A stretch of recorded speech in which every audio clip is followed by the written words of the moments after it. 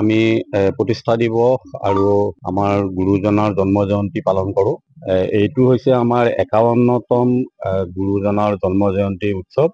তদুপৰি আমাৰ কৃষ্ণগুৰু সেৱাশ্ৰম ১৯৭৪ চনত কৃষ্ণগুৰু ঈশ্বৰে প্ৰতিষ্ঠা কৰিছিলে আৰু এই প্ৰতিষ্ঠা দিৱসটো আৰু গুৰু কৃষ্ণ প্ৰেমানন্দ প্ৰভুৰ যিটো নেকি আমাৰ জন্ম জয়ন্তী, এইটো একেটা দিনতে পৰে। গতিকে আজি উলহ মালহেৰে ইয়াতে পালন কৰা হৈছে। ৰাতিপুৱা ৪ বজাত উষা কীৰ্তন হ'ল। উষা কীৰ্তনৰ পিছতেই জয়ধ্বনি নাম জপ প্ৰাৰ্থনাৰ অন্তত আমাৰ লীলামালা পাঠ হ'ল আৰু লীলামালা পাঠৰ অন্তত এতিয়া ৬ বজাৰ পৰা গধূলি ৬ বজালৈ একেৰাহে ১২ ঘণ্টা আমাৰ অখণ্ড একনাম কীৰ্তন চলিব।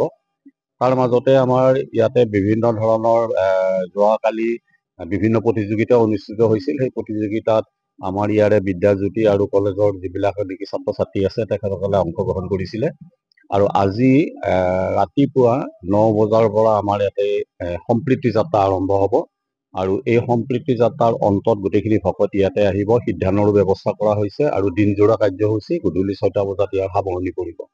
তাৰ লগে লগে আমাৰ যিমান নেকি আমাৰ কৃষ্ণগুৰু সেৱাশ্ৰমৰ শাখা সেৱাশ্ৰম আছে, এই শাখা সেৱাশ্ৰমবিলাকতো আজিৰ দিনটো সকলোৱে প্ৰতিষ্ঠা দিৱস আৰু গুৰু কৃষ্ণ প্ৰেমানন্দ প্ৰভুৰ যিটো নেকি জন্ম জয়ন্তী, সেইটো উলহ মালহেৰে আটাইবিলাকে পালন কৰিছে আৰু গোটেইখিনি সুন্দৰভাৱে হৈ আছে। কাৰণ আমি যিহেতু নেকি আমাৰ গুৰুজনাই দিয়া প্ৰথম বাণীটোৱে হৈছে আমি জাতি নহয়, জ্ঞাতি নহয়, গোষ্ঠী নহয়, জড় নহয়, আমি কৃষ্ণ দাস আত্মাহে।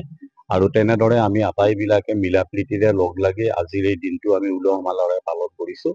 আৰু আমাৰ কথা হৈছে কি, আমি একাত্মবোধৰ জৰিয়তে আগবাঢ়ি যাব লাগিব। সেইকাৰণে বিশ্বৰ সকলোকে আমি একাত্মবোধৰ জৰিয়তে যাতে উদ্বুদ্ধ কৰাব পাৰোঁ, তাৰ কাৰণে আমি আটাইয়ে প্ৰচেষ্টা কৰি আছোঁ আৰু তাৰ লগত সহযোগ কৰিবলৈ আমি আটাইকে আহ্বান জনাইছোঁ যে এনেকুৱা ধৰণৰ এটা পবিত্ৰ অনুষ্ঠান, এই পবিত্ৰ অনুষ্ঠানলৈ আহক।